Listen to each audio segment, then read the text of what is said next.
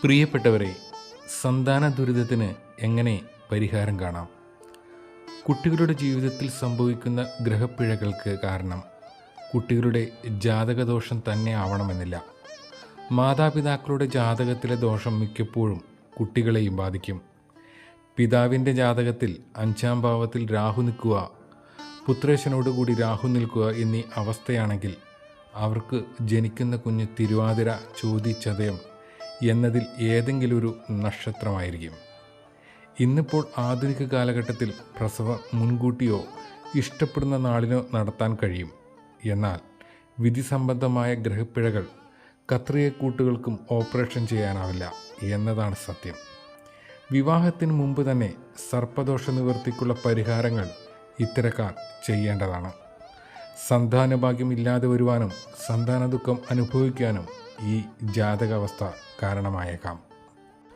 സന്താന ദുരിതങ്ങൾക്ക് പ്രധാന പരിഹാരം നാഗപ്രീതിയും പരദേവതാപ്രീതിയും പിതൃപ്രീതിയും ആവശ്യമാണ്. ജാതകത്തിൽ രാഹു നിൽക്കുന്ന സ്ഥാനം ഗണിച്ചാണ് സർപ്പപ്രീതി ഏതു പ്രകാരം ചെയ്യണമെന്ന് തീരുമാനിക്കുന്നത്. ഓജരാശിയിലാണെങ്കിൽ 11 മുട്ടയും സർപ്പപ്രതിമയും സമർപ്പിക്കണം. യുഗ്മരാശിയിലാണെങ്കിൽ 9 മുട്ടയും നാഗപ്രതിമയും മഞ്ഞപ്പട്ടിൽ സമർപ്പിക്കണം. ഇവയാണ് പ്രധാന നാഗപ്രീതിക്കുള്ള പരിഹാരങ്ങൾ.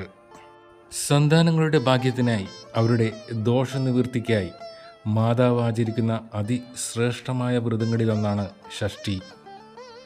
സുബ്രഹ്മണ്യ പ്രീതിയാണ് ഷഷ്ഠിവ്രതത്തിൻ്റെ മഹത്വം. കറുത്ത വാവ് കഴിഞ്ഞു വരുന്ന ഷഷ്ഠിയാണ് വ്രതമായി ആചരിക്കുന്നത്. ഉച്ചയ്ക്ക് ഒരു നേരം മാത്രം അരിയാഹാരം കഴിക്കുക എന്നതാണ് ഈ വ്രതത്തിൻ്റെ ആചാരരീതി.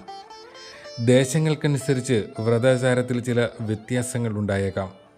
എന്നാൽ ചില ദേശങ്ങളിൽ ആഹാരം കഴിക്കാതെ ഷഷ്ഠി നോക്കുന്നതായും പറയുന്നു. ഷഷ്ഠിവ്രതം കഠിനവ്രതം എന്നൊക്കെ പറയാറുമുണ്ട്. എന്നാൽ മംഗല്യ സ്ത്രീകൾ പട്ടിണി കിടക്കാൻ പാടില്ല എന്നാണ് ആചാര്യമതം.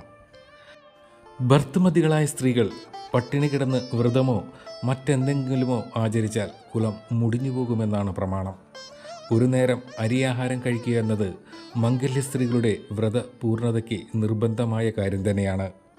ഒരു വർഷക്കാലത്തെ വ്രതാചാരത്തിന് ശേഷം വ്രതസമാപ്തിക്കായി സുബ്രഹ്മണ്യസ്വാമിയുടെ വിശേഷ സാന്നിധ്യം നിറഞ്ഞു നിൽക്കുന്ന ക്ഷേത്രങ്ങളിൽ ദർശനം നടത്തുകയും വഴിപാടുകളും നടത്തുകയും വേണം. സന്താനങ്ങളുടെ യശസ്സിനും വളർച്ചയ്ക്കും ഏറ്റവും ഉചിതമായ മാർഗം മുരുകൻ്റെ സേവ തന്നെയാണ്. നിങ്ങളുടെ കുടുംബത്തിൻ്റെ ഉയർച്ചയ്ക്കായി ഞങ്ങൾ എപ്പോഴും നിങ്ങളോടൊപ്പം ഉണ്ടാകും. ഈ ചെറിയ ചാനൽ നിങ്ങൾക്ക് ഇഷ്ടപ്പെട്ടാൽ ഞങ്ങളെ പിന്തുടരുമല്ലോ.